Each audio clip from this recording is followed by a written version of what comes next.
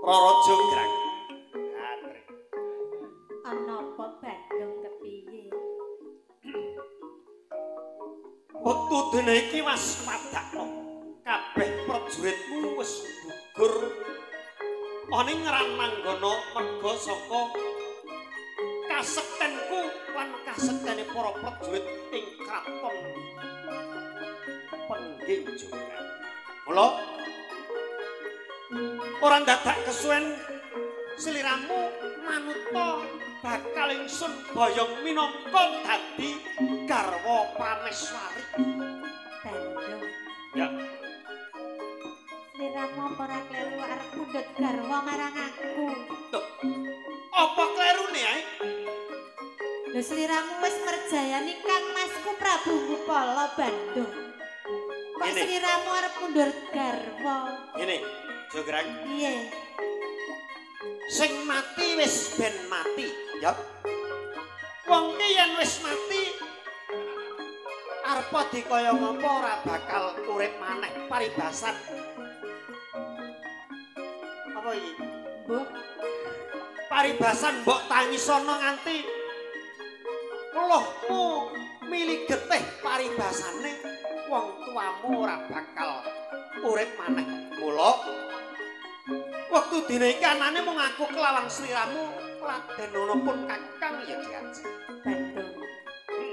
Ya. Bener sing mati ya wis ben mati nanging cara iso sing mati kae tak uripi. Nek perkara mati nguripi gampang. Digebek nu suwi-suwi urip dhewe. Lah, ngono. Bandung. Jonggrang, kepriye? Aku sak mestine ya sutik karo sliramu. Aku emoh dadi garwamu Bandung. Lho. Apa perkarane kok nganti kowe emoh? Mongko apa aku kurang bagus? Aku kurang sugih. Mongko aku putra Narendra.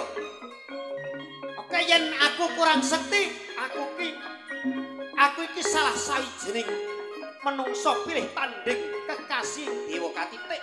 Aku duweni aji sekti Bandawasa. Sapa sing wani kelawan aji sekti Bandawasa prasasat dewa wae nyembah karo aku wae. Jonggrang wis mangerteni yen Bandung iku wong sekti. Nanging Jonggrang ora wedi karo sliramu Bandung. Aja dadak kesuwen. Ayo, tinggal kowe manuta ndak boyong minangka garwa Prameswari ing kraton Pengging ya Jonggrang. Yen pancen sliramu paripeksa arep mundhut garwa aku duwe panyuwun Bandung. Lah, mesti kowe duweni panyuwun. Wanton kowe ora njaluk mudune nglintang kelawan rembulan. Ayo, jaluk kelawan Bandung Bandawasa. Sengara aku ora bisa ngladeni marang sliramu ae. Aku gawekno candi Bandung. Gawekne candi. Yo. Yo, kok candi wae. Sik bakal ndak gawekake. Sepira suwene gawe candi? Candi cacahe 1000. Sadurunge para esuk kudu wis jangkep 1000 apa sliramu iso sadani panyuwunku Bandung. Candi 1000. Sewengi kudu dadi sadurunge jago kluruk. Jonggrang. Yo, Umpama ora 1000 piye? kok dinyang kaya capar. Yo moh to. Aja gelem, aja gelem. Moh. Aja gelem. Lek perlu anak 1000 sewengi kudu dadi ben pedhot boyoke. Sitok e. Jonggrang. Piye Bandung? Yen kowe duweni pamundhut malang liyaning Bandung, mesti ora bakal kasembadan panyuwunmu. Nanging mangerti yo. Yen Bandung iki salah sawijining menungso pilih tanding kekasih para dewa. Mula semeneo Sawetara, aku bakal gawe candi sing cacahe 1000 sewengi iki mengko kudu dadi. Ya. Rewang-rewang ana nuwun marang Bathara Kang Karya Jagat. Truk truk truk truk truk truk. Tak tak tak tang tak tang tak tang tak tang tak tang. Candhi Sewu.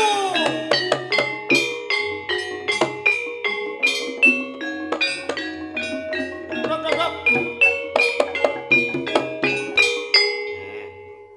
Jenggrang. Ya Bandung. Iki wis meh wae para esuk nyatane candhi wis dadi kabeh. Aku bener wis kok gawetne candhi ya Bandung. Ya. Ananging ya tak hitunge. Yo. Nyapa dadak diitung barang Lho iki wis genep. sliramu apus krama karo aku ya ora ngerti to.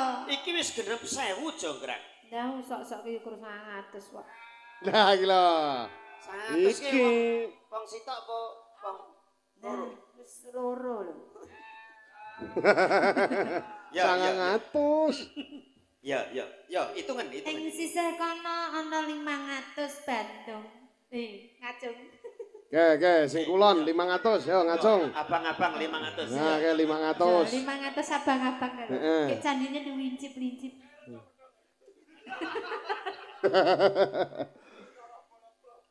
Ing sisih kono ana 300. Oh, ngacung. 300. Nggih, candine Oh, grupe iya. Pak De Surat kae. 800 ya. Beh, Pak Surat dicandek-candek nih. 800. Kurang 200 ya Bandung. Ya, kurang 200 engko jalukne kaku. Ya. Lah, Aja sok kaya ngono. Guyon. Nek pancene purun jaluk kali kula. ya iki lho. Iki lho tak enteni. Niku jenengan pinarak ngen kula gawakne. Wah. Mboten. 200. Mboten menika namung guyon. Ayo, kurang 200. Ing sisih kono ana 100. Candhi apa? 900. Ya menungso to. Oh, ya. Tak kira candhi kirek barang ngono. Enggak irike turu ya. Ya. Ing sisih kono kudune ana 100 Bandung. Ya. Patang. Mesti wae kae 100. Wong 1000 kok. Swidak. 80. Itu Nah, 8. sing beduk niku nggih candi lho. Kon ngacung, Mbak, Lah ya candine ndak gelem ngacung kok. Yo malah lempoh pisan. Lho, Candhi kok empuk. lah kok wong 99 Bandung.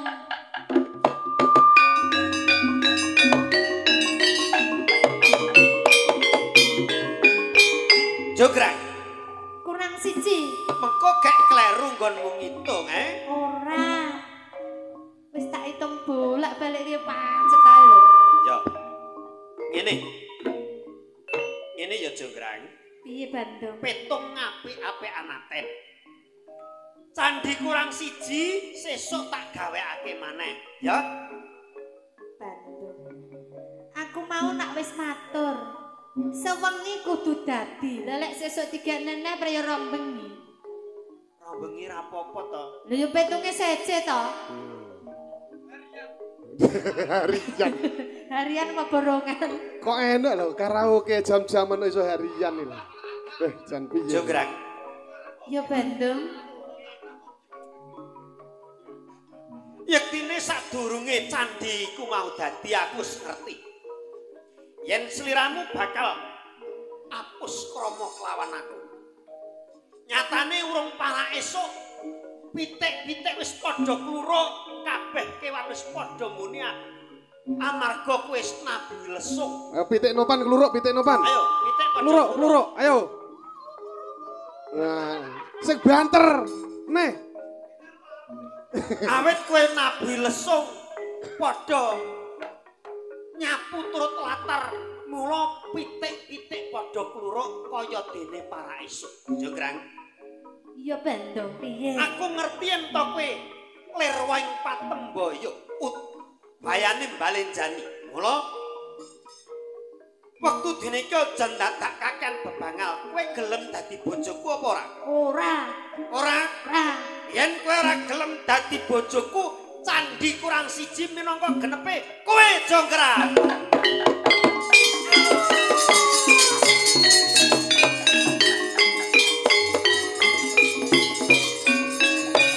Oh. Kok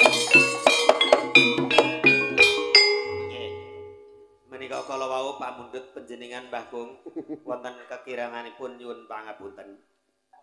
Matur nuwun.